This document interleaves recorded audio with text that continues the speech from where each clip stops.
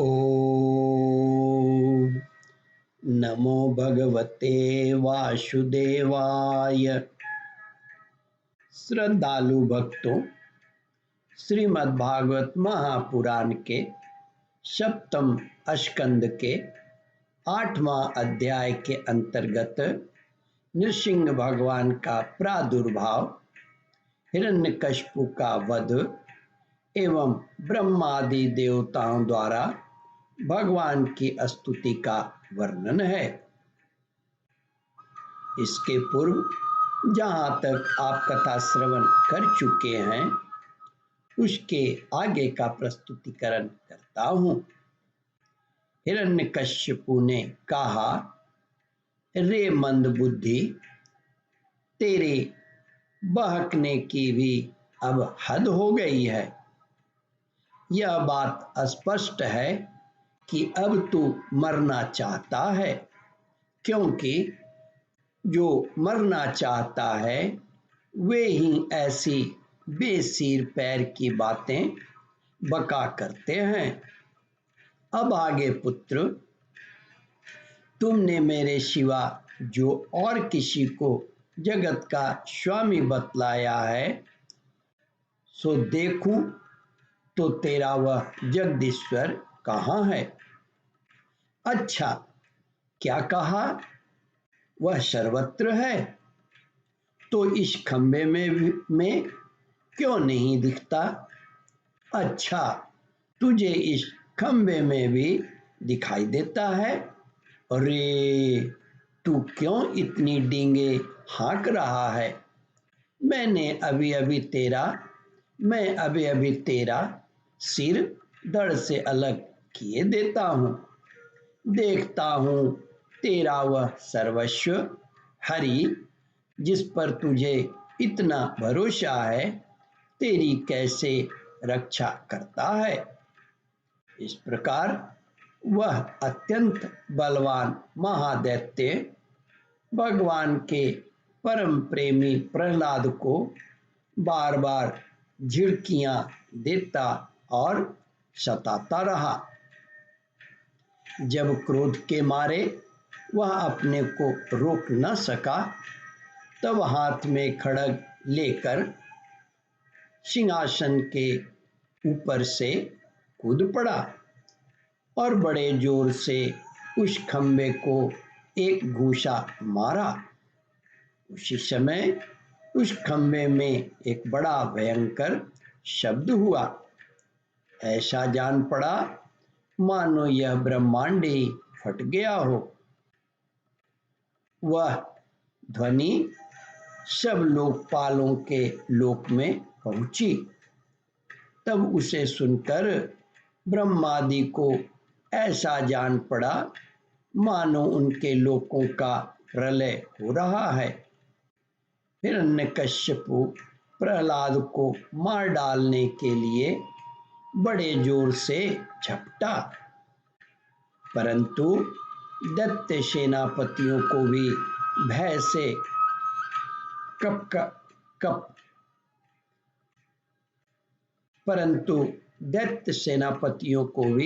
भय से कपा देने वाला उस अद्भुत और अपूर्व घोर शब्द को सुनकर वह घबराया और घबराया हुआ सा देखने लगा कि यह शब्द करने वाला कौन है, परंतु उसे सभा के भीतर कुछ भी दिखाई न पड़ा।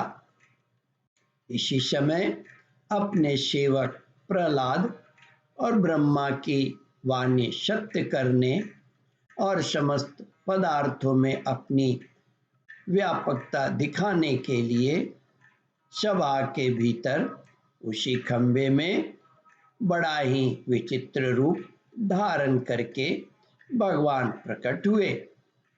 वह रूप न तो पूरा सिंह का ही था और न मनुष्य का ही।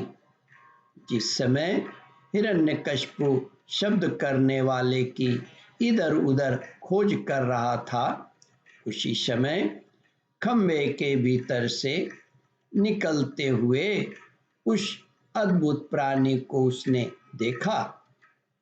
वह सोचने लगा, ओहो, यह न तो मनुष्य है और न पशु, फिर यह नृसिंह के रूप में कौन सा अलौकिक जीव है। जिस समय हिरण्यकशिपु उस उधेड़ बुन में लगा हुआ था, उसी समय उसके बिल्कुल सामने ही नृसिंह भगवान खड़े हो गए। उनका वह रूप अत्यंत भयावना था। तपाए हुए सोने के समान पीली पीली भयानक आंखें थीं। जम्हाई लेने से गर्दन के बाल इधर उधर लहरा रहे थे। दाढ़ें बड़ी विकराल थीं। तलवार की तरह लपलपाती हुई छुरे की धार के समान तीखी जीभ थी। बड़ी टेढ़ी भौहों से उनका मुख और भी दारुण हो रहा था। कान निश्चल एवं ऊपर की ओर उठे हुए थे।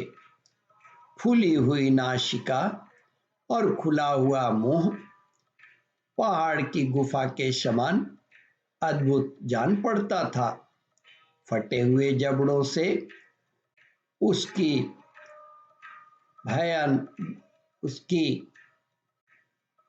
भयंकरता बहुत बढ़ गई थी। विशाल शरीर स्वर्ग के स्पर्श कर रहा था। विशाल शरीर स्वर्ग का स्पर्श कर रहा था। गर्दन कुछ नाटी और मोटी थी। छाती चौड़ी और कमर बहुत पतली थी। चंद्रमा की किरणों के समान सफेद रोए सारे शरीर पर चमक रहे थे। चारों ओर सैकड़ों भुजाएं फैली हुई थी, जिनके बड़े बड़े नख आयुध का काम देते थे। उनके पास फटकने तक का साहस किसी को न था। चक्र आदि अपने निज आयुध तथा वज्र आदि अन्य श्रेष्ठ शस्त्रों के द्वारा उन्होंने सारे दैत्य दानों को भगा दिया। हिरण्यकशिपु सोचने लगा, हो न हो महामायावी विष्णु ने ही मुझे मार डालने के लिए यह ढंग रचा है, परंतु इसकी चालों से हो ही क्या सकता है। ओम परमात्मने नमः। श्रद्धालु भक्तों, इस कथा को ध्यान पूर्वक श्रवण मनन और इसका चिंतन करें। इस कथामृत का रसास्वादन अपने बंधु बांधवों को भी करावें। इस वीडियो को शेयर और सब्सक्राइब करें। ओम परमात्मने नमः।